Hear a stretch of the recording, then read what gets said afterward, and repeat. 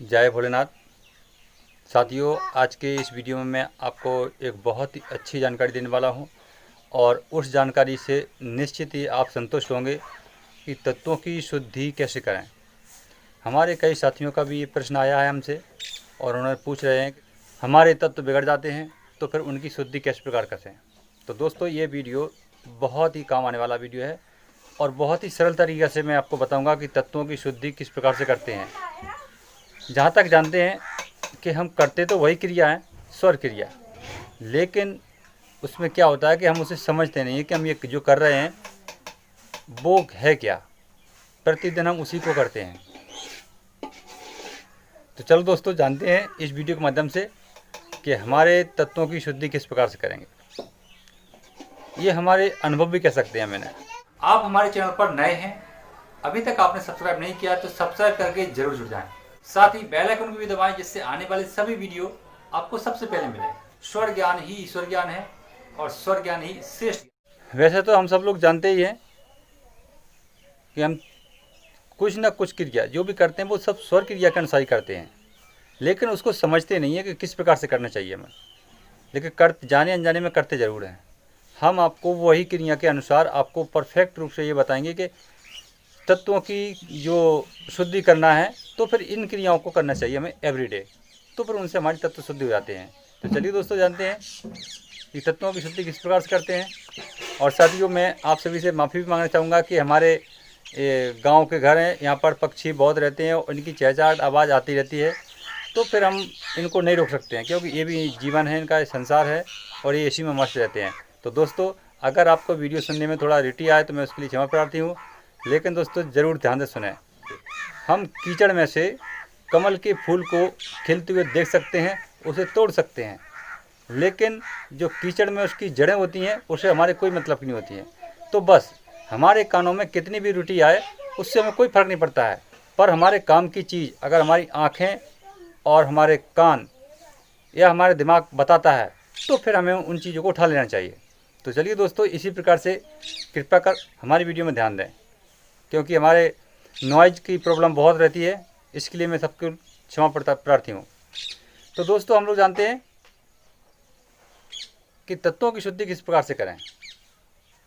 अगर आपके तत्व बिगड़ जाते हैं, कोई भी तत्व, पांचों तत्व में से कोई भी आपका बिगड़ा है, तो आपको रेगुलर करना क्या है। सबसे पहले देखिए, हम बताते हैं आपको कि जो हमारा शरीर है, इस शरीर ही मेरा संसार है। अगर इस संसार को हमें शुद्ध करना है और ठीक करना है, इसमें कोई कमी ना हो, विचारों की, शरीर में मांसपेशियों की, या फिर अपने कोई ऐसी जो हमें लग चुका है बीमारी, इन जैसी सब चीज़ों को शुद्ध करना है, तो फिर हमें इसी पर ध्यान देना चाहिए, बाहर नहीं देना चाहिए। हमारे पांचों तत्व हमारे शरीर में बसते हैं। जल तत्व हमारे खून के रूप में बसता है और हमारे पृथ्वी तत्व हमारे हड्डी, मांस, रोम, चमड़ी इनके रूप में बसता है। और हमारा जो अग्नि तत्व है वो हमें इस शरीर में को बल और भूख, प्यास, तृषा की आदान प्रदान करता है। और हमारा जो आकाश तत्व है, आकाश तत्व हमारे बुद्धि को देता है। और हमारा जो वायु तत्व है, वायु तत्व से हम अपनी सांस की प्रणाली को लेकर के अपने जीवन चलाते हैं। तो ये पांचों तत्व हमारे शरीर के अंदर ही हैं। तो इस प्रकार से दोस्तों, ये पांचों तत्व हमारे शरीर के अंदर ही हैं। तो हमें इस तत्वों की शुद्धि के लिए किसी और के पास नहीं जाना है, किसी भी इंसान के पास नहीं जाना है आपको तत्वों की शुद्धि के लिए। मैं आपको ऐसे ही कुछ नियम बता रहा हूँ जो आप स्वयं से ही कर सकते हैं। जैसे अगर हम मेहनत करते हैं, रोज़ सुबह दौड़ने जाएंगे, तो दौड़ने जब जाते हैं तो ध्यान रखना कि आपकी दोनों सांस चलती हैं। ये दोनों सांस क्यों चलने लगती हैं, इस बात पर गौर करिए। हम शांत अवस्था में बैठते हैं तब हमारी एक चलती है, लेकिन जैसे ही मेहनत में लग जाएंगे और मेहनत पड़ेगी, शरीर में पसीना निकलेगा, तो उस समय देखना आपके दोनों सांस चल रहे होंगे। वो क्यों चलते हैं? वो इसलिए चलते हैं क्योंकि हमारे शरीर में ऑक्सीजन की कमी हो जाती है। तो ऑक्सीजन को पूर्ति करने के लिए ये दोनों लोग अपनी अपनी ताकत लगाते हैं बहुत ज़ोर से और हमें श्वास की पूर्ति देते हैं, क्योंकि जितनी अधिक श्वास जाएगी हमारे शरीर के अंदर उतनी अधिक हमारे अंदर शक्ति आएगी। ये इनका काम है। तो यही उनकी तत्वों की शुद्धि करने के लिए काम आते हैं। जैसे हम दौड़ लगाते हैं, हम दौड़ लगाया मैंने और दोनों सांस चलने लगे। तो जब हमारे दोनों सांस चलते हैं तो ये हमारे सुषुम्ना का रूप बन जाता है। जब ये सुषुम्ना का रूप बन जाता है तो फिर ये हमारी सुषुम्ना ही हमारे तत्वों की शुद्धि करती है। कोई भी तत्व तुम्हारा बिगड़ा हो, उस तत्व को सुषुम्ना हमारी शुद्ध कर देती है और हमें मेहनत करने वाले व्यक्ति को अंदर वो सारी चीज़ें, व्यर्थ की चीज़ें सब निकल जाती हैं और दिमाग, शरीर सब कुछ फ्रेश हो जाता है। तो ये तत्व शुद्ध करने के लिए मेहनत सबसे बड़ी अच्छी तरीका है। हम कुछ भी काम करें, चाहे कुछ भी करें जीवन में, पर प्रतिदिन इतनी मेहनत आप ज़रूर करिए कि आपके दोनों श्वास जब तक ना चलें तब तक करते रहिए उस मेहनत को।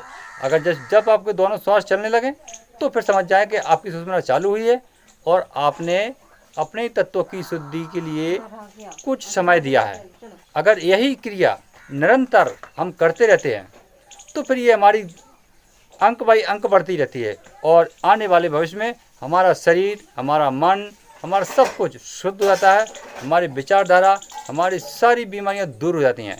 तो दोस्तों, इस वीडियो के माध्यम से मैं आपको हर सिर्फ वो क्रिया बताइए एक शब्द में कि मेहनत, चाहे वो आप किसी भी रूप में करिए, मेहनत इतनी करिए कि आपके दोनों स्वर चलने लगें, क्योंकि सुषुम्ना स्वर ही ईश्वर का रूप है और ईश्वर ही इन तत्वों की शुद्धि को कर सकता है।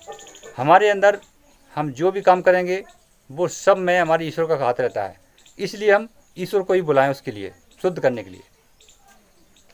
तो साथियों, अगर आपको इस वीडियो में कुछ अच्छा मिला है तो वीडियो को शेयर ज़रूर करें और अन्य भाइयों तक ज़रूर भेजें और अपने विचारधाराएं अच्छी और जैसी भी हों आप हम तक ज़रूर पहुँचें। आपके मन में कोई प्रश्न चल रहा है, हम तक प्रश्न पहुँचे, हम उस पर वीडियो बनाने का कोशिश करेंगे और आप तक पहुँचाने का भी प्रयास करेंगे।